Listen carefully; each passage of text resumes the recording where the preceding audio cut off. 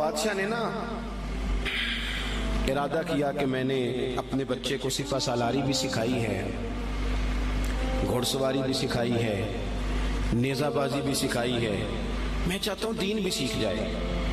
ایک بڑے زبردست عالم تھے، ان کے ذمے لگایا کہ آپ میرے بچے کو دین کا علم پڑھائیں۔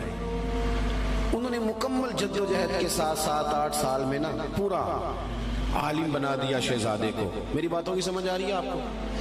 کس کو؟ شہزادے کو۔ کس کو عالم بنایا جی؟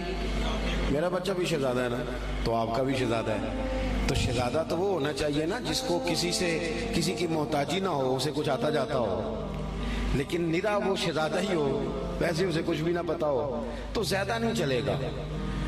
وہ بادشاہ نے کہا کہ میرے شہزادے کو عالم ہونا چاہیے، عالم کے ذمے لگایا۔ انہوں نے 5-6-7 سال میں نا خوب جدوجہد کر کے مکمل عالم بنا دیا۔ ہارون رشید نے بھی کہا تھا امام کسائی سے کہ میں چاہتا ہوں آپ میرے بیٹے کو پڑھائیں، لیکن میری گزارش ہے کہ میرے گھر آ کے پڑھائیں۔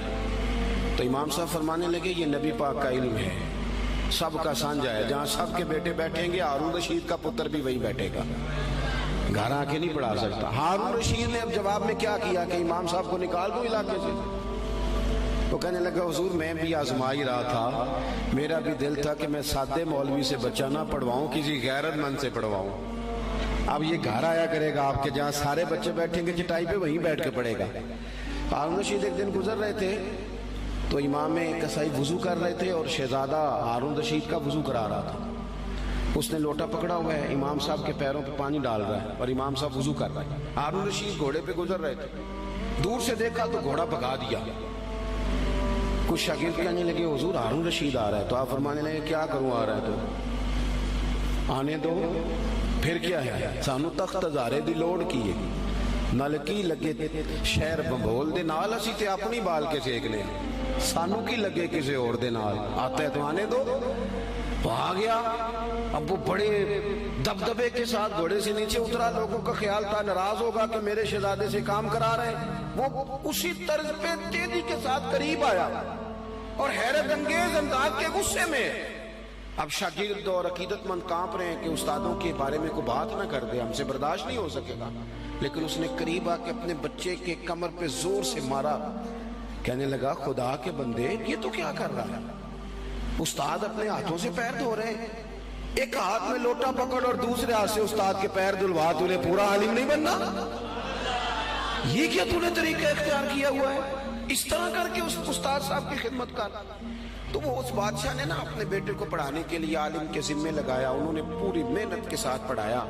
پھر وہ فارغ التحصیل بھی ہو گیا بچہ، ایک ہی بیٹا تھا، تو وہ مکمل فارغ ہو گیا نا۔ تو استاد صاحب کہنے لگے پیغام بھیجا پتر کل نا مجھے تم سے کوئی کام ہے، میرے گھر آنا۔ مدرسے نہیں گھر بلایا بچے کو۔ جب گھر آ گیا اندر سے کنڈی لگا لی اور چھڑی پکڑ لی، بہت مارا بچے کو، کمر پہ نشان پڑ گئے اور بلا وجہ مارا۔ اس نے کہا استاد جی میری غلطی۔ چپ کر، نادان، غلطی پوچھتا ہے، چل دوڑ جا۔ اس نے جا کے اپنی اماں سے شکایت کری کہ استاد جی نے بلا وجہ مارا ہے، میں تو پڑھ چکا ہوں، کو وجہ نہیں تھی مارنے کی، کیوں مارا؟ اماں کہنے لگی تیرے ابا سے بات کرتی ہوں۔ والد صاحب سے کہا تو اس نے کہا چپ کرو، اگر میں اس کا باپ ہوں تو استاد بھی تو باپ ہی ہوتا ہے نا، اور اس عالم کو میں جانتا ہوں وہ نیک آدمی ہے، کوئی حکمت ہوگی اس میں، ایسے تھوڑی مارا ہے۔ وقت گزر گیا، 20 سال 15 سال بیت گئے، بادشاہ کا انتقال ہوا، وہ شہزادہ تخت پہ بیٹھا۔ اس نے پہلا حکم یہ دیا کہ میرے استاد صاحب کو بلاؤ۔ اب وہ بیچارے بوڑھے ہو گئے، چھڑی ہاتھ میں پکڑی، جھکی ہوئی کمر، بڑی مشکل سے وہ آئے اور دربار میں آ کے کھڑے ہوئے۔ تو شہزادے نے پہلا سوال یہ پوچھا استاد جی پہلے تو میں بے اختیار تھا، آج اختیار میرے ہاتھ ہے، وہ بتاؤ نا مارا کیوں تھا؟ غلطی کوئی نہیں، زیادتی کری آپ نے اور اتنا مارا کہ میں ابھی تک اس کی درد محسوس کرتا ہوں۔ تو استاد صاحب نے یوں چہرہ اٹھایا، آنکھیں کھولی، کہنے لگے پتر شکر ہے اللہ کا میں ابھی تک زندہ ہوں، اسی دن کے لیے مارا تھا جو آج آیا ہے، یہ جو تو نے مجھے کٹہرے میں بلا لیا ہے نا، ٹھیک کیا، اسی دن کے لیے مارا تھا۔ کہا کیوں، کس وجہ سے؟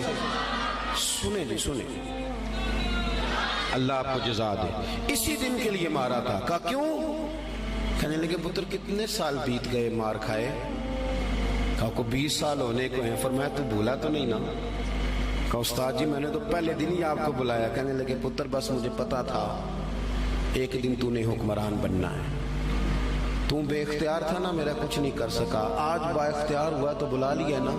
پتر تو حکمران بن گیا ہے, کسی غریب پہ ظلم نہ کرنا. اگر تجھے 20 سال نہیں بھولا تو اسے بھی قیامت تک نہیں بھولے گا, اور جب وہ اللہ کی بارگاہ میں با اختیار ہوگا تو تجھے بلوا لے گا. اس لیے مارا تھا کہ یہ جو ناجائز مار ہوتی ہے اس کی درد جاتی نہیں, اس کے نشان روح پہ پڑتے ہیں, دل پر زخم رہ جاتے ہیں.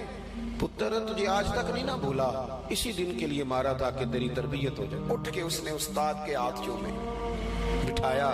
کہنے لگا آج سمجھ آئی ہے, آپ نے صرف علم نہیں پڑھایا, آپ نے تو مجھے ہدایت بھی دی ہے. آپ نے تو اللہ کی بارگاہ سے مجھے ہدایت لے کے دی ہے, آپ نے تو میری ہدایت کی جانب رہنمائی کی.